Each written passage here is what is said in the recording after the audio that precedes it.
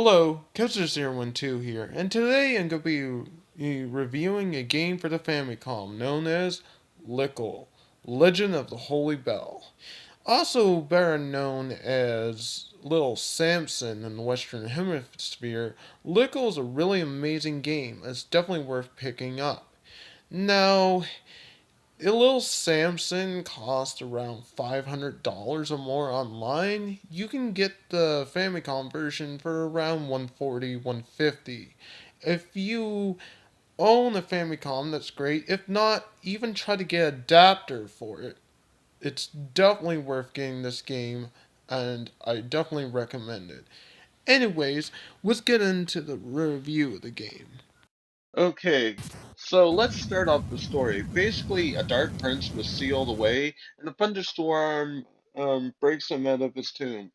And four characters, there's Lickle, Kira the dragon, Gam the golem, and Ko the mouse must band together to defeat him. As you can tell, there's no actual text in the game that requires you to read it or anything, so it's pretty good that way because you don't actually have to read any Japanese. I must start off saying, man, the music in this game is awesome. Just listen to the title screen music. You start off by choosing one of the four main character stages. Let's start with Lickle. Lickle is a good character all around. He has pretty good range with his bells. He jumps pretty high. He can climb on walls and ceilings. Kaio can also climb on walls and ceilings, but having two characters in the game that can do this makes him pretty versatile. As you can tell by the graphics, they're pretty good. Mind you, this is close to the end of the NES's lifespan, because this game came out in '92. Another thing you'll notice in this game, there's now actual stage music, which kinda can be good or bad, it all depends. But each character has their own unique theme music, which is kind of pretty cool. And it's kind of cool that you start off by playing as each of the four characters. It kind of gives you a chance to kind of get used to each other, so that is pretty awesome. The game itself is a great game, and I really, really love it.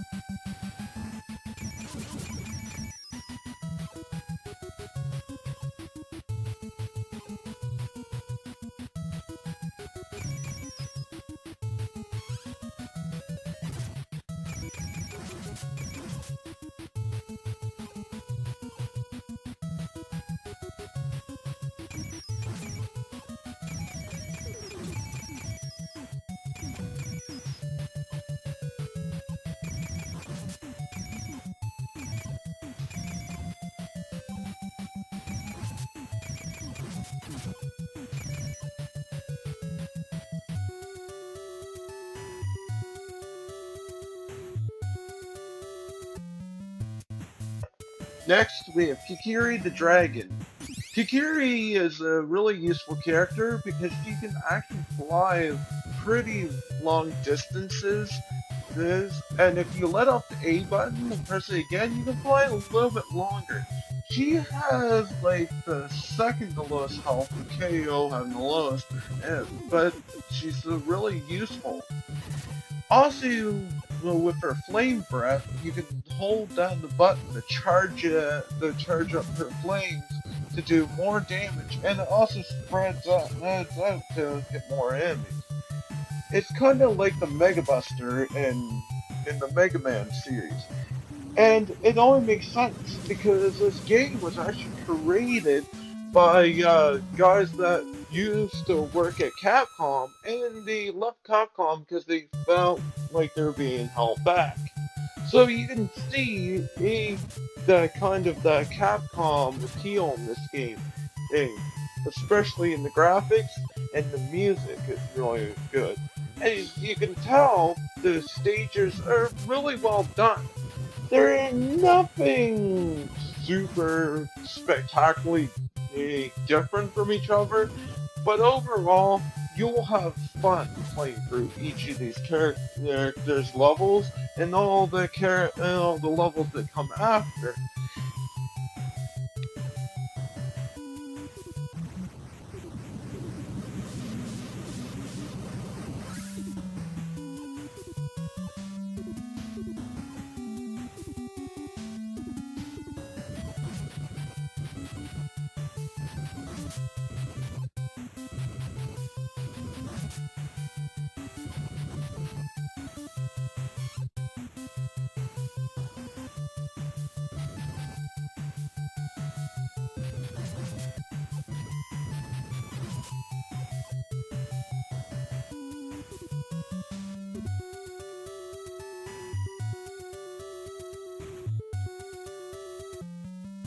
Next, we have Gam the Golem. Gam the Golem has the largest health, which makes him really useful for boss battles because he gets kind of really tanky. Also, he can step on spikes. Not only can he step on them, I realize he can also jump into them. So spikes have no effect on him, which makes it really useful for areas that would be otherwise hard or almost impossible with any other characters, just for the fact that if you fall on spikes or walk into them, you're gonna die pretty quickly.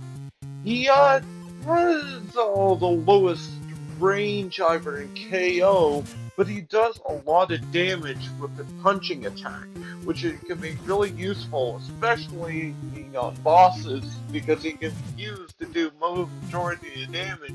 And if you almost die or whatever, you can switch out after pretty much killing off the bosses, which is quite useful.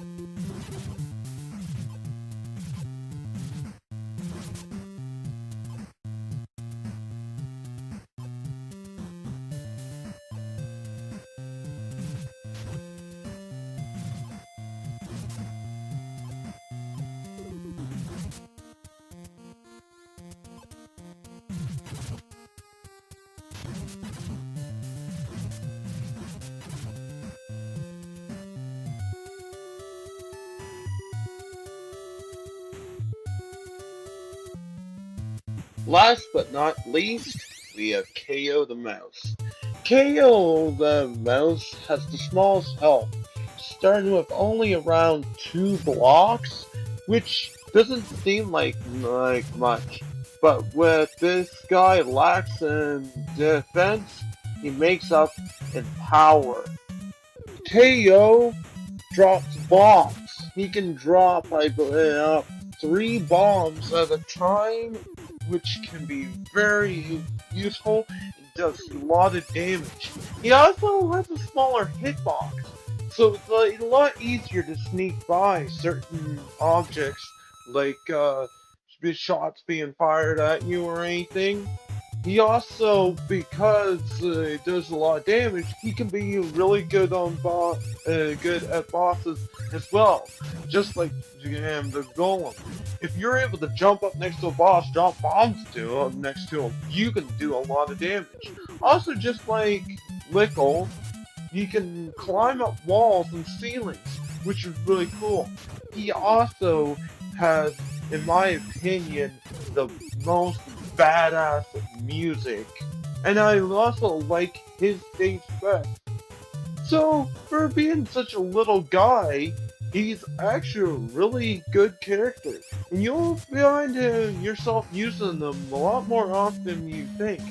Also, with areas that are too small for anyone else to get through, you can go get through them, which is really useful because is potions in this game that allows you to restore your health, which can be really useful. And if you have to climb through a small area with a KO, though, then let's just say, hey, it's good to have them on your team. Anyways, as you can see, Little Samson is a great game. Or should I say, Lickle, because this is the Japanese version. Either way, if you want to call it Lickle or Little Samson, it really doesn't matter which title you use. It's very amazing. Like I said before, the graphics in this game are awesome. The the sound in this game is awesome. The gameplay in this game is awesome. The story's not anything super revolutionary, but games back then didn't really have a lot of story. It came down to the gameplay. Also, difficulty seemed like it was added to these games to make them last longer, but overall, this game with a little bit of practice can be beat relatively easily in one setting. It also has a password setting, which is really useful. So if you get a game over, or you can you don't want to play anymore or whatever, you can shut off. The only problem with the password system is when you input the password, you lose all your power-ups. But they allow you to go through a level that you can complete to get all your power-ups back, to allow you to get your health back to where it was and whatnot. I just find it weird that they did this way. It's not really too much of a hassle to have to go through it. I just find it different that it have something like that. Anyways, time for the final verdict. First off is the graphics. The graphics in this game are amazing. For the time that this game out, you couldn't really get much better for the NES or Famicom. So there's really no complaints about that. I give it a 5 out of 5. Next is the sound. The sound's all there. Just the sound you make when you hit enemies, the explosions, everything about the sound about this game is great. The only small flaw, which I don't really personally think is much of a flaw, is the fact that there's no stage music, which for some people could be a problem. The fact that each character there has their own music, though, is interesting because it kind of gives them their own flavor to each of the four characters. The only problem is it can be repetitive, and you can end up hearing the same music playing over and over. Then, for sections we get to change from character to character, it can be a problem because the music starts over each time. Overall, it's not bad, so I'd have to give it a 4.5 out of 5. You know, take out half a point because I still think it sounds awesome. And last but not least, the gameplay. The gameplay in this game is amazing. And that's what really makes this game stand out from other NES titles. Yes, if you played other Capcom games, there's some similarities to it, but overall, that's what makes it a great game. Well, because there was producers of other games from Capcom was really good. Sadly about Lickle, it did not sell well. At least in the North America, as far as I know, with Little Samson, it's kind of unknown. It could be more have to do with the date that this game came out, or it could have to do with the fact that it was called Little Samson. I really think it should have kept its Japanese game named Lickle, Legend of the Holy Bell. It might have done a little bit better, but this game also wasn't really highly advertised, with only like one advertisement in Nintendo Power, which was a short walkthrough that didn't really explain the whole game. Anyways, this is a hidden gem on on a great console, the Nintendo Entertainment System. If you manage to find this game for a decent price, go look for it. And if you don't want to pay the NES price, but have a Famicom or can get an adapter like a Honeybee for your NES, then go out and get the Famicom version. If you're not a big time collector, there's no point of spending all that extra money. And if you're cheaper and you're not like me, and you don't need to collect the game, then by all means emulate it. I'm not really a big fan of emulators because I like having the cartridges, but if you don't want to spend the money on it, then even if you have to emulate it, do so, because this game is too good to miss out on. 5 out of 5 for gameplay. Overall, I give this game a 9.5 out of 10. An amazing game. Anyways, this was a Kevster012 review. I hope you liked it. This is also one of my first game reviews, so I hope I did okay. If you like this review and you want to see more in the future, feel free to like the video and subscribe. I really appreciate it. And I hope to do some reviews, maybe a future reviews I will do a little bit better. But I had to talk about this game because it's great and it needs to be known of.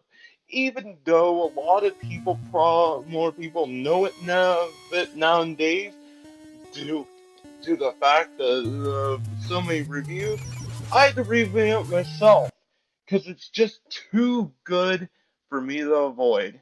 Anyways, this is Kevster012, and have a great day.